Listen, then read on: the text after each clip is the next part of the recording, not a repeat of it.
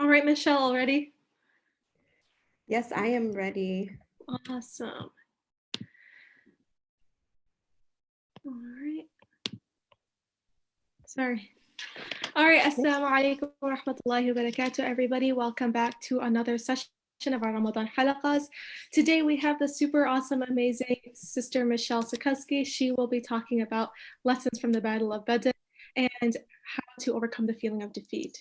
A lot of times, I know, especially in quarantine, there's a lot of things that get you down. And of course, having good reminders from the story of the Prophet help us stay on top of everything. So, Michelle, whenever you're ready. Assalamu alaikum.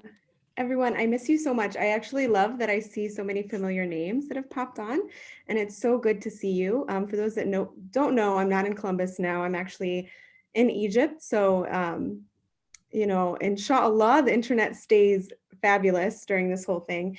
And I'm not sure, Rida, if you want to spotlight my video or not, because I see that you're still spotlighted. So that's going to be what's going live on YouTube. So no Yeah, it worries. should be spotlight to you. I changed it, but oh, hold on. Maybe I didn't do it right. Okay, now it's pinned on you for sure. Okay, sounds good. Okay, Assalamu alaikum, Bismillah ar-Rahman ar-Rahim. So this lesson I decided to do because I've noticed a lot of what I'm hearing from a lot of people right now is that we are feeling defeated this Ramadan. It's not the way that it used to be. It's not our normal. Things have changed. This is a new normal for us. And so I know that these feelings come and they're natural and they're normal, but we're not the first to feel this. We've all experienced this in the past, and throughout our history, it's been experienced as well, especially in the Battle of Badr, which is a battle that started and that happened in Ramadan. So this is why I wanted to really touch on this battle and really go from what we can learn and what happened at this time and how we can really learn from the experiences of the Sahaba and how they felt and the reward they got from being dedicated and from actually pushing through these feelings of defeat, right? One thing I do want to just give you guys a quick synopsis of the battle in case a lot of you guys didn't, maybe you've heard of it, but you're not familiar with the battle itself, or maybe you only know a few things.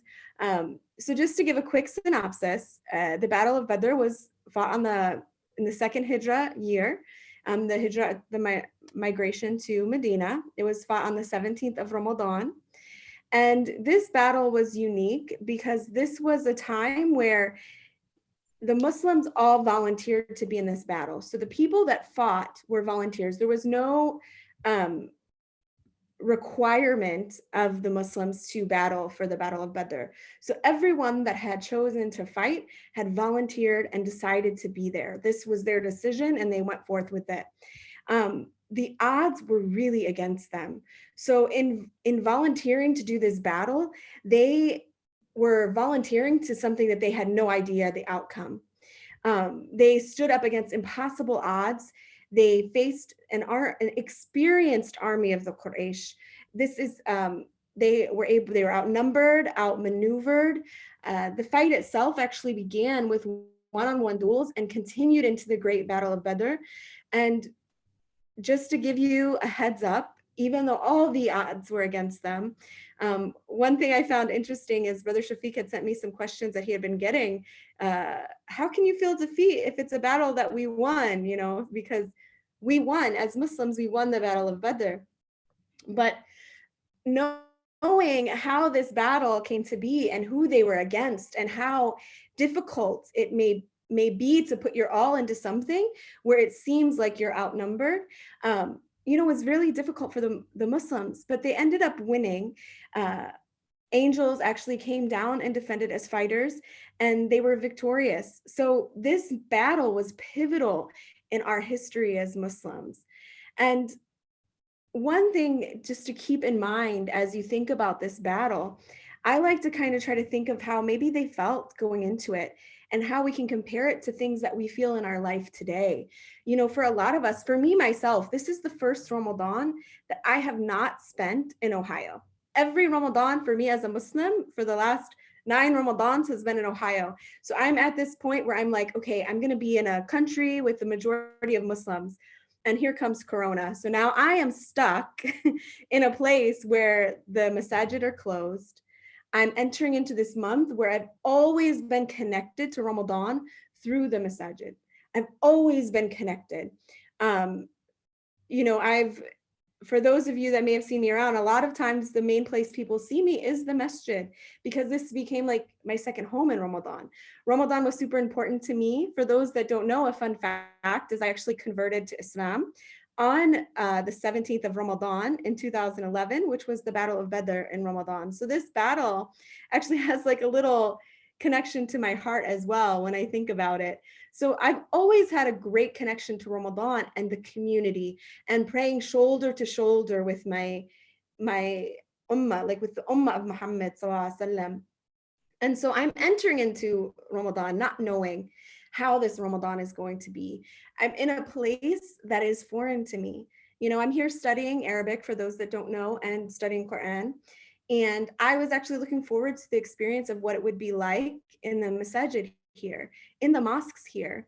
And now, you know, that's not something that I will experience. But one thing that I took was, instead of feeling defeated, what can I do to overcome this feeling? We know that Allah subhanahu wa ta'ala gave us this beautiful month with a beautiful gift of Quran. How can I accept this gift without feeling already defeated? I think that for me, that's where my goals had set.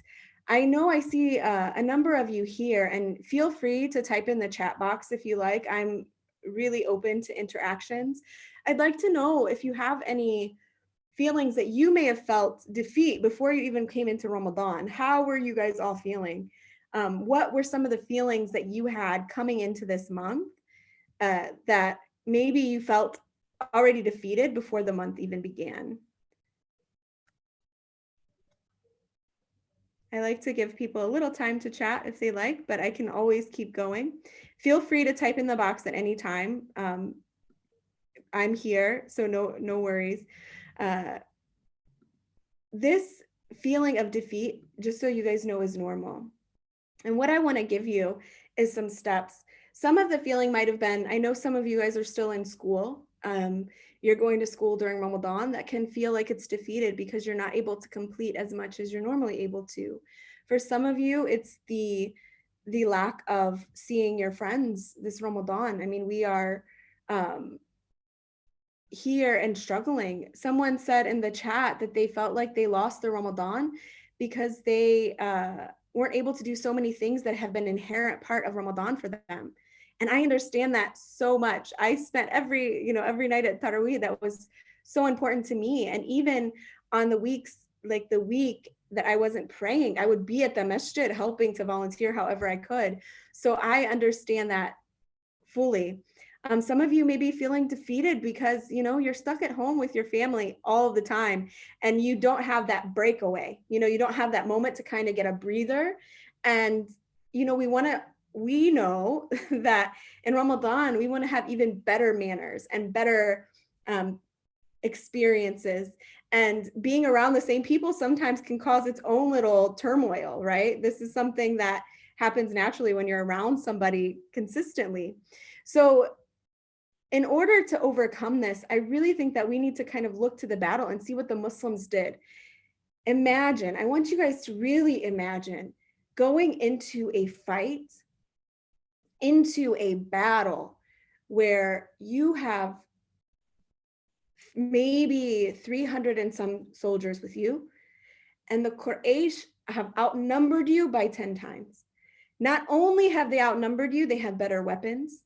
They have better skill set for fighting. They've been in this game for a long time. They know what they're doing. They're very familiar with the area, so there's no trying to outmaneuver them in what path you're going to take or what you're going to do. And sometimes any problem that comes forth to us comes forth in this way. we don't know how we're going to fix it. We don't know the answers, right? But we can look at the examples of what the Muslims did before us. One thing is that they were promised victory, and knowing this and trusting in Allah subhanahu wa ta'ala with all that you have is to know that you're promised victory. As a Muslim, this is the best victory that you could ever have. And know this in your heart and trust in your heart that this is the greatest victory that you will have in this life. Allah has guided you to Islam, and this is the greatest gift. And really know and trust that. That's one of the big lessons that we can really take in how to overcome defeat, is to trust that we know that Allah subhanahu wa ta'ala promised us victory in the fact that we are Muslims. So keeping that and having true conviction in the help of Allah subhanahu wa ta'ala. One thing, before even arrival to the Battle of Badr, Allah sent rain down to soften the ground to which the Prophet ﷺ and his army traveled. This helped them, like parts of the trail, like the mud would wash away for the Quraysh to be more difficult in traveling that terrain.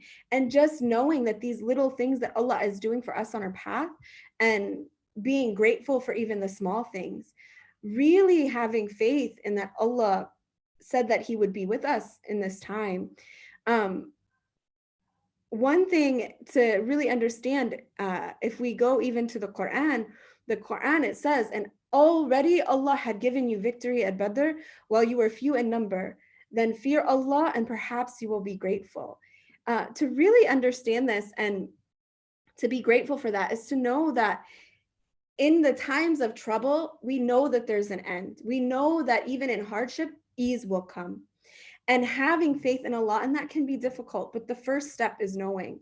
Once you know that you have faith, you trust that Allah is Ar-Rahman Ar-Rahim. He is going to be merciful. He's already giving you the victory in the fact that you're a Muslim.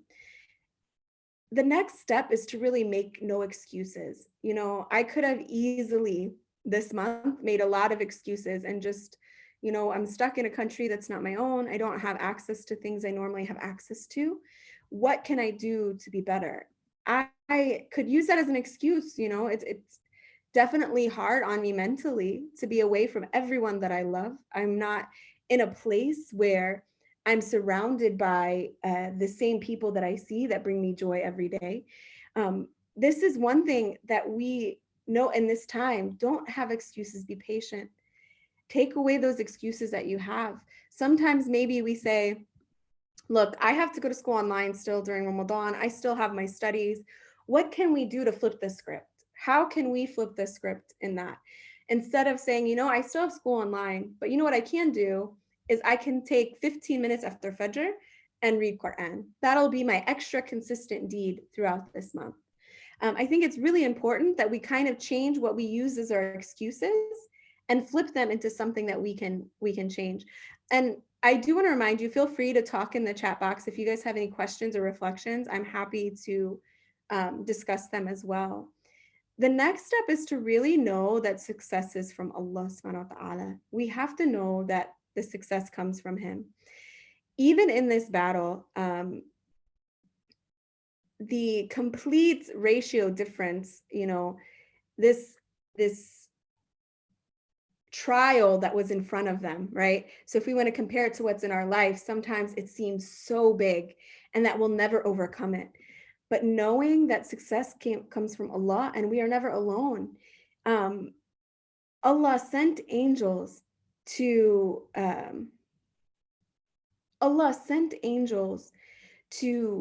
fight with the Muslims in this battle, and knowing and trusting that we're not alone in this world. What we see is only a portion of where we're at, right?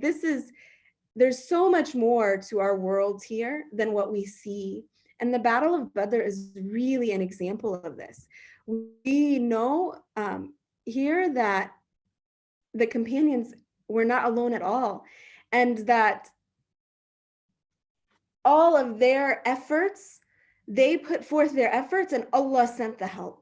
And that's really what we can do to overcome this defeat, is to put forth the effort and accept the help that Allah subhanahu wa ta'ala sends.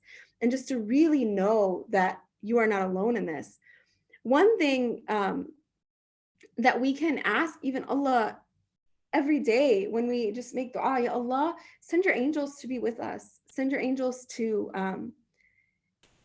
help us and to be with us. And I see there is a question about the Quran, and I'll get to that as soon as we wrap up here. So no worries, just so you know, I do see that in the question box. The next thing too is to really understand that in these steps of what to take is to not give up prayer, even if you are feeling defeated. And this is something that is difficult for a lot of us. And I'm going to be the first, to say sometimes when I'm feeling a sense of defeat, getting up just to go make wudu can be difficult. But we have to see as an example for those fighting in the Battle of Badr, how important prayer is, how important keeping your salah is in this time. One thing to recognize is that the Prophet ﷺ, even before, so we know the prayer is translated in different ways from Arabic to English, right? We have our salah that we do ritually every day, that we should be praying 5 times a day, but we also have our dua. And this, don't give up your dua as well. Talk to Allah in what you are feeling and how you feel. The Prophet ﷺ, he would say in seeking Allah's support, Ya Rab, oh Lord, if we are defeated, you will not be worshipped at all on earth. Ya Rab, help, be with us. This is something that in this feeling of being defeated, he reached out to Allah subhanahu wa ta'ala. And we can take this example from our beloved Prophet, that when we are feeling this way, we can reach out to Allah. And in the Quran, Allah answers, indeed, I will reinforce you with 1,000 angels, rank after rank. And this, of course, we know, because we know the history, this was answered more than just what was said in the Quran. This is what they witnessed in the Battle of Badr. And just to really understand that. Another thing that I want to show you how important prayer is, and keeping your salah is so important, that even in the Battle of Badr, just knowing that they were able to pray while they were fighting. How many people say, you know what, I'm so busy today. I have a lot going on. I'm feeling defeated. I'm so busy. I don't have time for prayer. I don't have time for salah. I can't make time for it right now. Yet in a battle of life and death, this was a pivotal moment in history. The Muslims still prayed. They still put their trust in Allah subhanahu wa ta'ala and obeyed him and keeping their prayers. And this is the one thing in overcoming defeat, I want you to really take to heart. If there are any of you that are struggling in keeping your 5 daily prayers, let's start there. Let's make sure that we are establishing a routine of prayer. Let this Ramadan be a Ramadan where you've established a routine of prayer. And remember that even while the Muslims were fighting, that they prayed. And I won't go into the whole fiqh of the prayer in battle, of in war, but because of this, we do know that we are able to pray while in war. And it's in the Quran, in Surah An-Nisa, where they tell us to let one party stand up in prayer, take their arms with them, and when they finish their prostrations, they take the position in the rear. So I'm not going to go into the full fiqh, but even that we have a protection, right? Even in that fear. And this is also something that we can see even in this prayer and this special salah that we pray in war, is that having your friends look out for you is something that can help you overcome defeat. One thing that helps me when I have a goal, for example, I had a big goal this Ramadan to increase my reading of Quran. And this was my goal. So what I did is I actually said to a friend, look, hey, I am going to read more full readings of the Quran than you. And like, we made it into a little competition, right? Because competition in goodness is healthy. This is helpful. So now when I message this friend and I'm like, hey, how many readings do you have so far? Like, how far are you in your khatim? Like, what juz are you in? What did you read today? And this thing that we have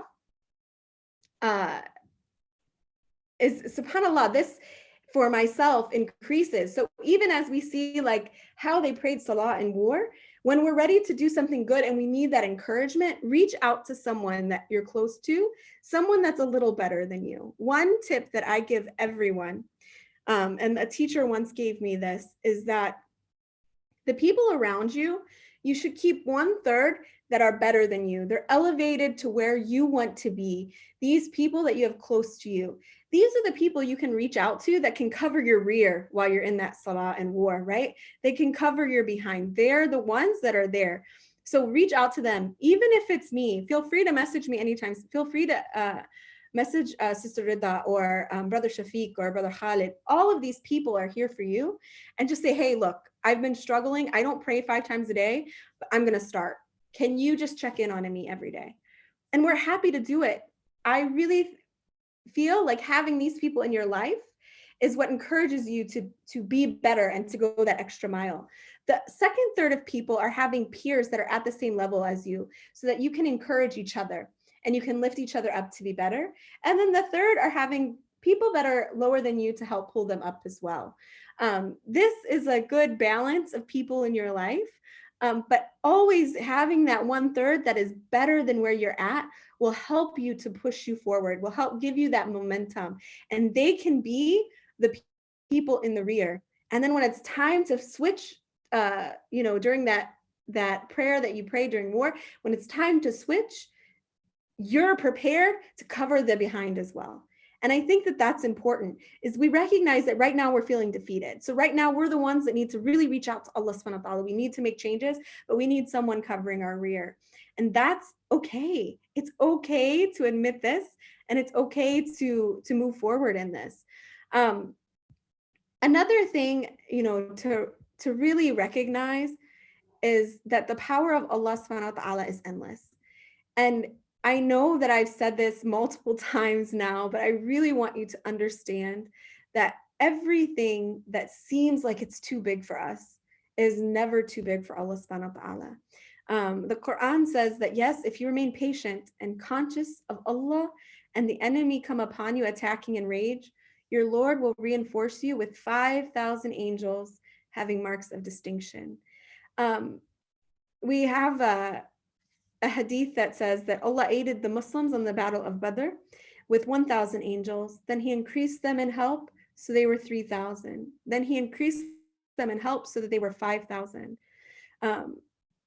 Really understanding that Allah can bring us the victory and nothing is too big for Allah subhanahu wa ta'ala. Another example of, when you're afraid, like, what am I going to get when I fight this battle?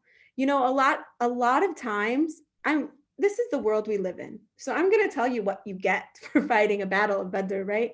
And I think that this is important to remember as well. The world that we live in is kind of like, what do we get? I'm fighting this really hard, difficult battle. What do I get? And an example, this is later, much later after the Battle of Badr, a soldier that was in the Battle of Badr committed a grave error against the state. And Omar will ask, may Allah be pleased with him, will ask the Prophet ﷺ, we have to execute him. He totally committed treason. We have to execute him.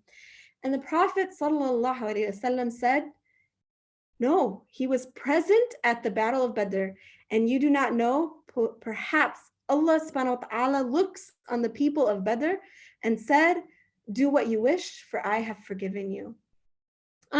Some scholars have struggled against this. I do like in Sheikha Tamar Gray's book, Joy Jots, she mentions how she views this hadith with it's really meaning forgiveness, that this deed was so big that they did, that forgiveness is always there from Allah subhanahu wa ta'ala. And this this big defeat that they felt, but still overcame it for the sake of Allah, was so big that it carried and defended the ummah. And, I encourage you all, for all of you that are thinking, maybe what I need to do is I need to start an organization, at my school. I need to increase, participation of the Muslims in my area, or something, what is really difficult for you that could help the ummah. This could also be your battle of Badr, and don't feel defeated. And for some of us, the defeat of not going to the masjid is so strong because we seek our energy from other people. And maybe we're spending a lot of time alone this Ramadan, and Allah sees it, and Allah is going to reward that battle as well. And we always need to think good of Allah subhanahu wa ta'ala, always have good thoughts of Allah, and know that He sees and hears and what you're feeling. I'm going to go through some of the questions that popped up on the side to me. Someone asked, is it better to read the Quran during Ramadan or not read the Quran and understand the tafsir? So my teacher actually recommends that Ramadan is the month of the Quran, right? So reading through the Quran itself, which is in Arabic, is better to do this month. And the more you read it, the more it will easily flow off of your tongue. So don't necessarily worry about memorization right now. Don't necessarily worry completely about tafsir, but keep that repetition, and your tongue will begin to read the Arabic better. It will penetrate your heart. This is just what was recommended by my teacher so that we can get through at least a full reading of the Quran if you're able. If you're not, don't let that be your struggle. I mean, myself, I am a non-native Arabic speaker, right? I still struggle and stumble, but I am reading through the Quran as much as I can, and I'm feeling the changes this Ramadan. I'm feeling that blessing of the Quran. We know that this is the month of the Quran. So this here is something, so just kind of take that and work through it. And then after Ramadan, because Ramadan is special, but after Ramadan, maybe set up a time for hifz, a time for memorization. Okay, now I've read through the Quran, I've read as much as I can. Now I started reading my Arabic letters. Before I didn't know how to read Arabic letters. Maybe now I reached out to a teacher who I could read with. I listened to more of the Quran. Then after Ramadan, you are in this heightened state of worship. Go ahead and set a plan that, okay, now this is what I'm going to memorize. This is how much tafsir I'm going to go through every day. Someone else said, how can we still be connected to the masjid without the masjid? So one blessing that I have as a woman is that, I've often prayed in places that didn't feel so welcoming as a masjid, right? Alhamdulillah, for Masjid Noor, we have a great space for women. But, in finding that, you find a way to be connected in different ways. One option that you have is to actually make a masjid in your home. And when I say that, you're thinking, oh, I don't have the space, I don't have the room, what can I do? It can be as simple as having just a small little corner in your room and saying, this is my masjid, and this is where I'm going to connect, as a masjid. And because we're not able, this is a special circumstance, we're not able to go to the masjid. It's against the law. I mean, it's not safe for us.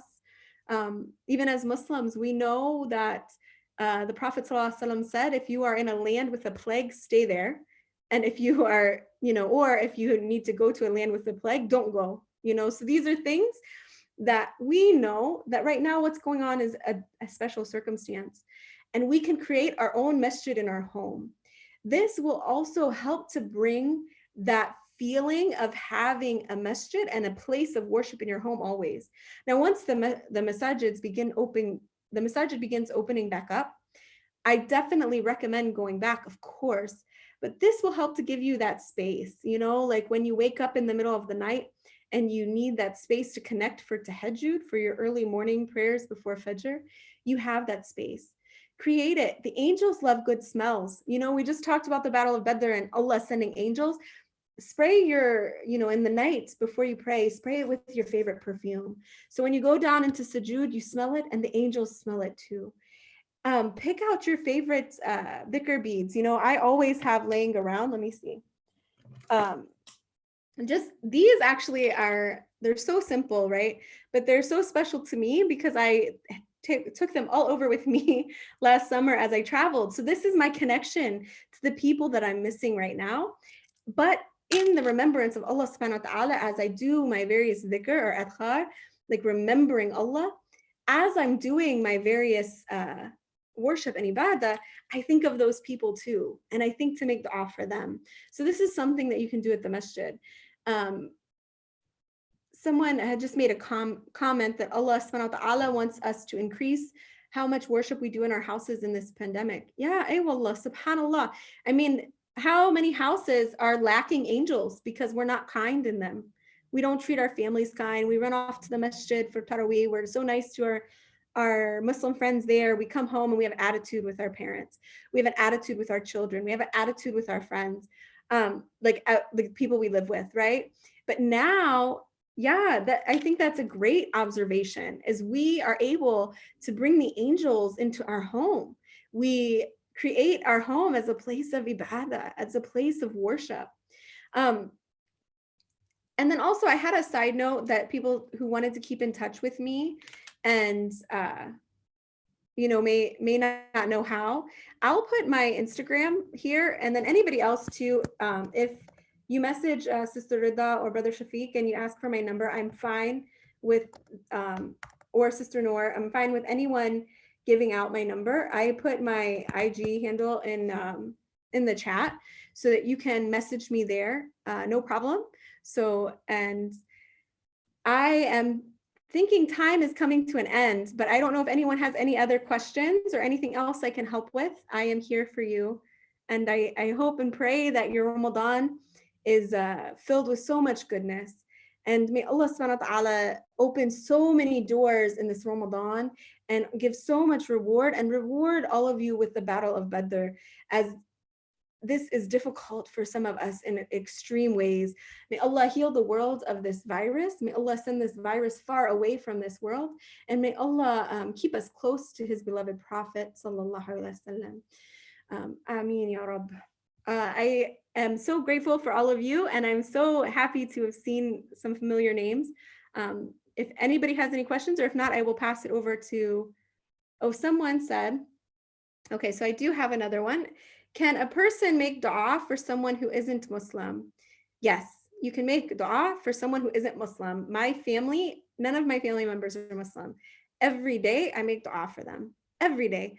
I ask Allah subhanahu wa ta'ala to guide their hearts. I ask Allah to soften their hearts. I ask Allah to open their hearts to the Quran. I ask Allah to keep them safe. You know, my grandma is 82 years old and she's my heart. So those people that don't know, I'm very close to my grandmother. And now she's at home and she's not able to leave. And I'm calling her and she's always like, yeah, Michelle, I'm just so sad. You know, I don't visit, people don't visit me. And, I ask Allah in my du'as that Allah give her peace in her heart and in her mind and keep her safe from this virus. And let's see. All right. And people are just thanking me. I really thank you guys for allowing me to be here. I'm so happy to connect with the Columbus community whenever I can, especially being so far away and not knowing when I'll be able to come back. We're all in strange situations right now, but I have trust in Allah that this battle will be over and we'll be victorious. So whatever comes out of this, even if it means I'm stuck here for a little while, I have faith in Allah subhanahu wa ta'ala that he'll get me through. Thank you guys all so much. And again, if you have any other questions for me, feel free to message me anytime, and you can get my number from any of the coordinators here, no problem. All right, Sister Rida, I will pass it on to you if you want to close or. Yeah, no, Jazakallah khair. That was so helpful. Alhamdulillah, it's great to see you and hear from you for so many different, personally, it's always like, I think having a fresh perspective really helps you understand and get different lessons out of stories you might have already known. So, alhamdulillah, thank you so much. I don't see any more questions. If you have anything else, you're welcome to finish up, but I think we're good. Alhamdulillah. Thank you so, so much. Alhamdulillah. May Allah subhanahu wa ta'ala make everybody's Ramadans productive and, make it beneficial for everybody. Ameen. So Thank you. there is one more question I see if you want to get to that real Okay, quick. yeah. Let me, sorry, I closed the chat box, like the little thing, so I'll pull it up here. No worries. Okay, so I do have someone who said that did women fight in the Battle of Badr?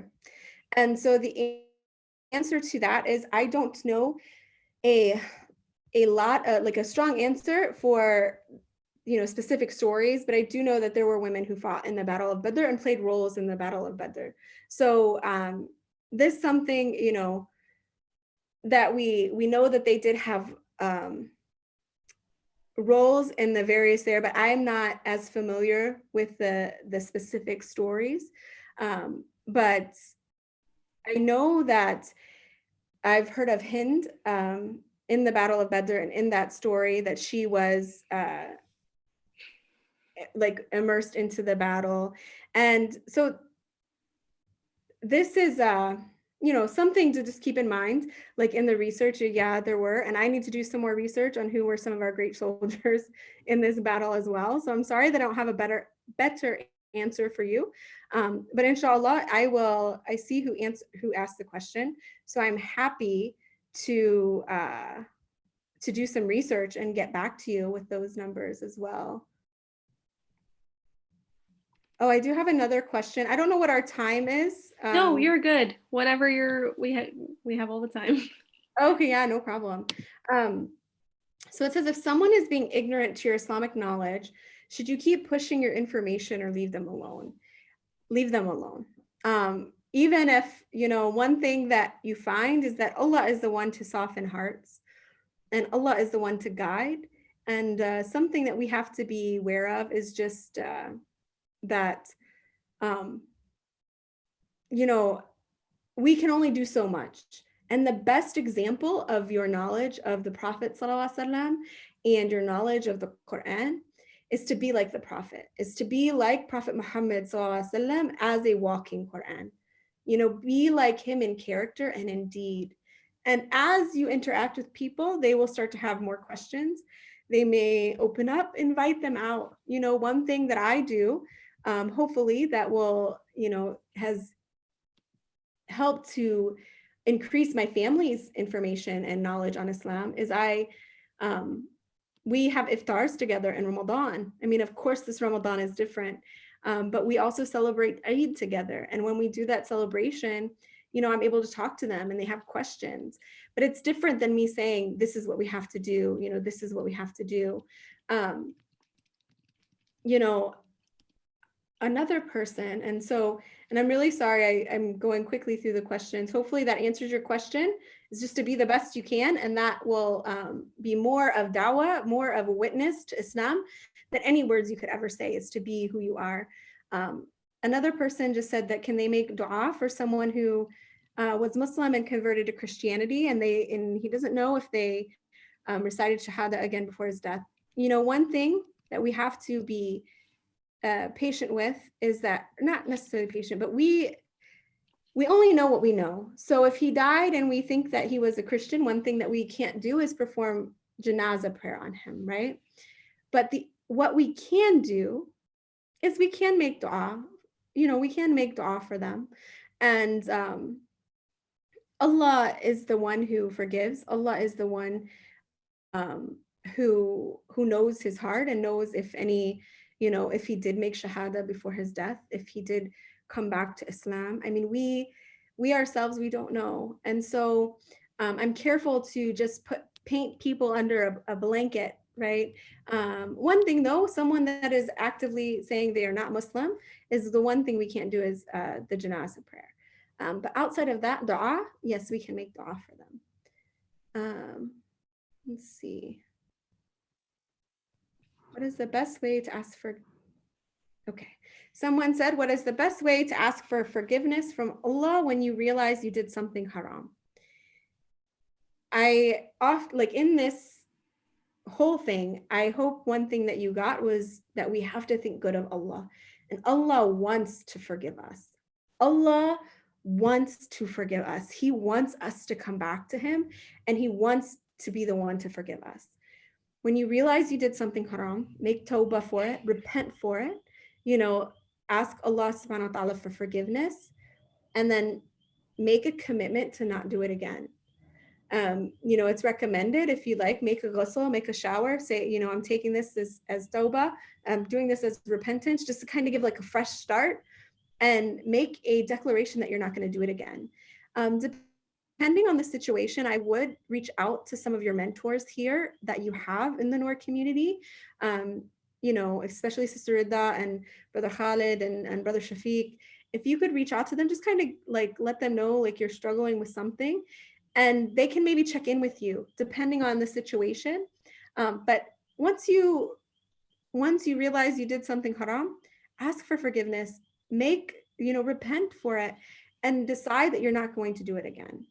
That's the big point there. Decide you're not going to, but always have good thoughts of Allah subhanahu wa ta'ala and know that He wants to forgive you. I think that's it. So I will, if there's no other questions, I like to give anyone who's a little introverted or shy a few moments to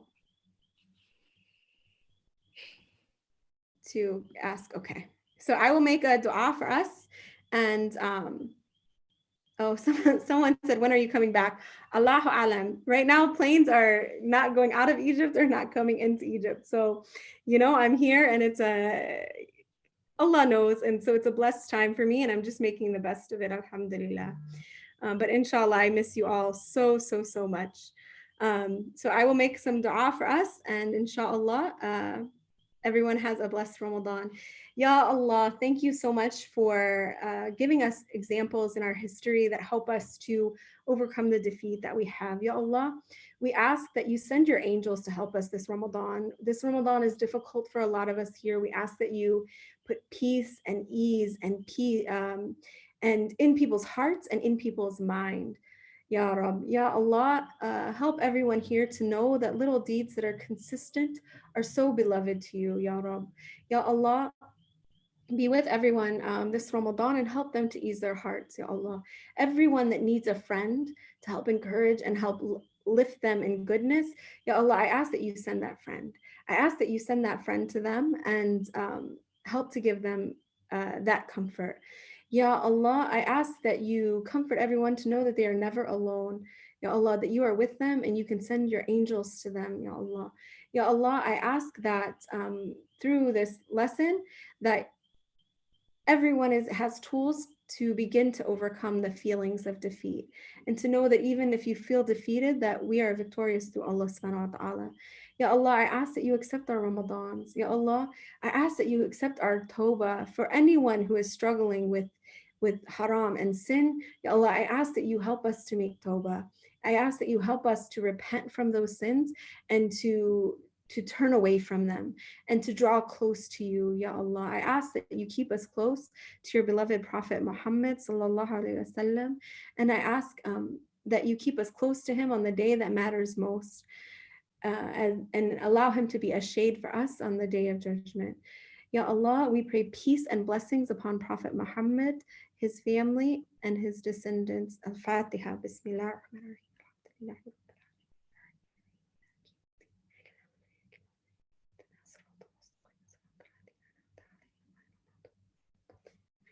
Allahu Akbar. Subhanallah. Assalamu alaikum, lovely NICC youth. And I was so happy to see all of you here. And I pray that you have a wonderful evening. Someone said, when am I going to give another Zoom chat? I'm not sure, but anyone who wants to chat with me, I'm here. So no worries. All right. I love you all so much. And I will see you soon, I hope. Thank you so much, Sister Michelle. For anybody that joined late or you missed a part of it because you were in and out, a recording is up on YouTube. You can watch it today, whenever you want. It'll be there throughout forever, inshallah. And also, please be sure to check out niccyouth.com. We have a nice lineup going on during Ramadan, so we'll be updating when speakers are on, when we have game night, things like that. And of course, donate to the masjid, donate where you can during Ramadan. Make the most of it. Assalamu alaikum wa rahmatullahi wa barakatuh.